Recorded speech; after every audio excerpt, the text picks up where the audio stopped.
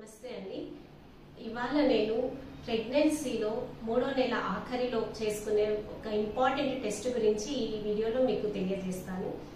Pregnancy 3rd month last లో అంటే 12 to 14 weeks 12 నుండి 14 వారాల మధ్యలో ఎన్టీ స్కాన్ అనే ఒక టెస్ట్ మరియు డబల్ మార్కర్ అని ఇంకో టెస్ట్ కంపల్సరీగా చేయించుకోవాలి. ఎన్టీ స్కాన్ అంటే న్యూకల్ ట్రాన్స్లూసెన్సీ స్కాన్, అంటే ఇది ఒక టైప్ ఆఫ్ స్కానింగ్ అన్నమాట. ఇది ఖచ్చితంగా 12 నుండి 14 వారాల మధ్యలోనే చేసుకోవాలండి. ఇందులో ఏమంటే మనం ఎన్టీ న్యూకల్ ట్రాన్స్లూసెన్సీ అంటాం. అంటే కడుపులో పెరుగుతున్న పిండంకు మెడ వెనుక భాగాన్ని పరీక్ష చేస్తారు. ఇది చాలా ముఖ్యమైన పరీక్ష.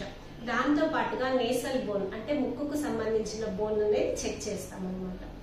ఈ ఎన్టీ అనేది ఏదన్నా జన్యుపరంగా ఇబ్బందులు ఉండే అవకాశం ఉన్న పిల్లల్లో ఎన్టీ అనేది ఎక్కువ ఉంటుందండి.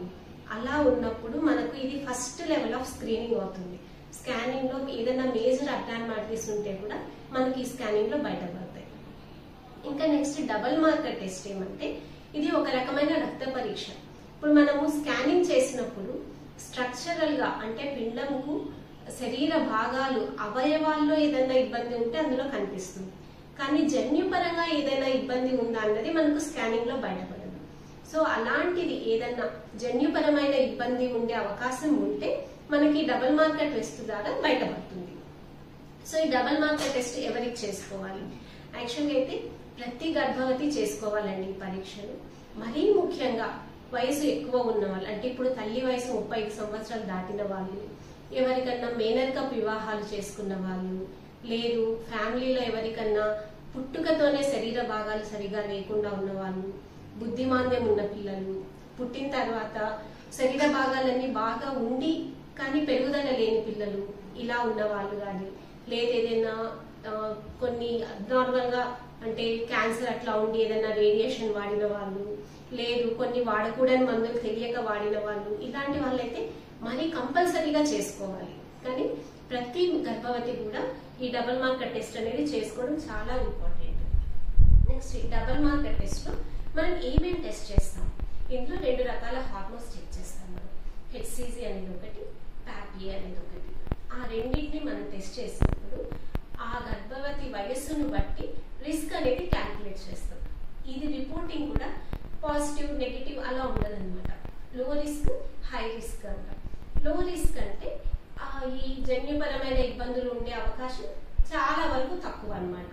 సో అలాంటి వాళ్ళకు అందరి ప్రెగ్నెన్సీ లాగానే ఫాలో అప్ చేస్తాం. ఒకవేళ హై రిస్క్ అని వస్తే కూడా మనమేం పెద్దగా కంగారు పడాల్సిన అవసరం లేదండి.